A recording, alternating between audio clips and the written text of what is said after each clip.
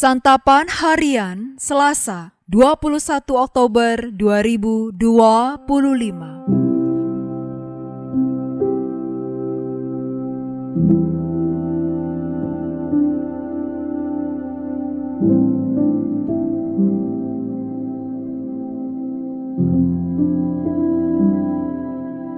Inilah program Santapan Harian, sebuah program yang mengajak Anda menelusuri isi Alkitab, agar Anda menemukan makna firman Tuhan sesuai dengan konteksnya. Santapan Harian tertuju bagi Anda yang ingin memiliki kehidupan rohani yang segar, kuat, dan sigap. Hari ini kita akan membaca Lukas pasalnya yang ke-23 ayat 26 hingga ayatnya yang ke-32. Namun sebelumnya, mari kita berdoa. Di dalam kelembutan kasih-Mu ya Kristus, kami siap mendengarkan sabda-Mu. Di dalam nama-Mu, Kristus Yesus, kami bertelut. Amin. Lukas 23, 26-32. Ketika mereka membawa Yesus, mereka menahan seorang yang bernama Simon dari Kirene yang baru datang dari luar kota.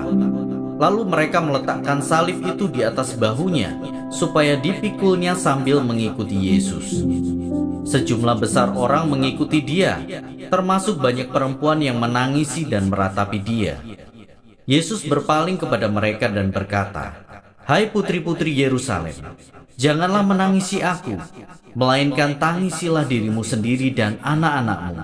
Sebab lihat, akan tiba masanya orang berkata, berbahagialah perempuan mandul dan yang rahimnya tidak pernah melahirkan, dan yang susunya tidak pernah menyusui.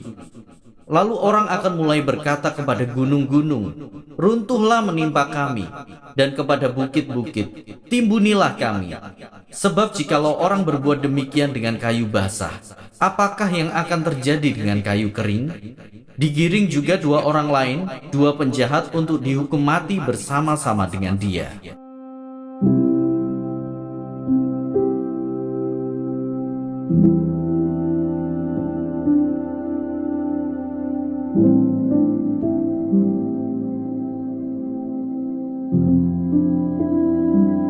Sahabat Santapan Harian, menangis. Itulah tindakan perempuan-perempuan Yerusalem yang ikut mengiringi Yesus menuju tempat penyaliban. Perempuan-perempuan itu berbelas kasihan kepada Yesus yang memikul beban dan hukuman. Mereka melihat kelelahan Yesus, tetapi tak berdaya untuk menolong. Mereka bersedih, menangis, dan meratapi Dia. Sembari berjalan, Yesus berpaling kepada mereka dan berkata, "Hai putri-putri Yerusalem, janganlah menangisi aku, melainkan tangisilah dirimu sendiri dan anak-anakmu." Tatapan mata Yesus penuh belas kasihan. Ia melihat gambaran yang akan dihadapi Yerusalem.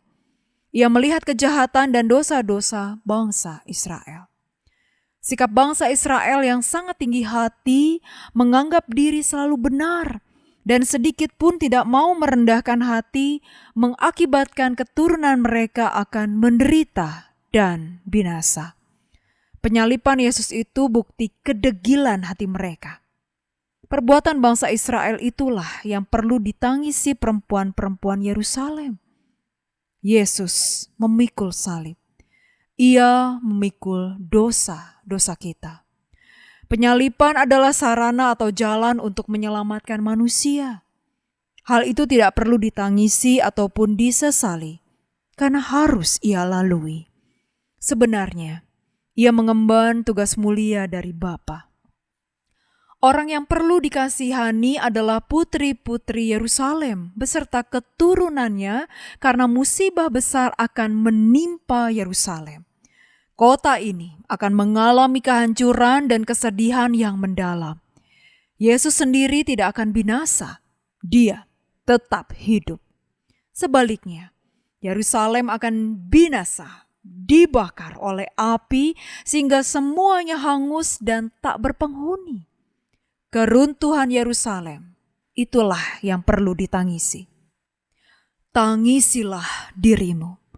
Merupakan teguran bagi kita untuk menyadari kesalahan dan dosa-dosa yang pernah kita lakukan. Pelanggaran dan dosa-dosa kitalah yang Yesus pikul dan tebus. Dia rela memikul dan menebus kejahatan, dan dosa-dosa kita adalah karena kasih-Nya kepada kita. Jadi, akui kesalahan dan segeralah bertobat. Itulah yang Yesus harapkan dari kita. Ingatlah juga, menolak Yesus sama artinya dengan menerima kebinasaan. Mari kita berdoa. Bila kami merenung dosa-dosa kami, betapa kami sering melanggar kehendak-Mu. Kami meratapi setiap kesalahan dan memohon pengampunan-Mu. Kasihilah dan ampunilah kami ya Kristus. Dalam rengkuhan cinta kasih-Mu Kristus Yesus, kami bertelut. Kiranya firman Tuhan yang Anda dengarkan menjadi berkat, hingga Anda memiliki kehidupan rohani yang segar, kuat, dan sigap. Jika Anda menginginkan buku santapan harian, silakan kirimkan nama, alamat lengkap, dan kode pos beserta nama radio yang Anda dengarkan ke nomor 0811 9910 377. 0811 9910 377. Tuhan Yesus memberkati.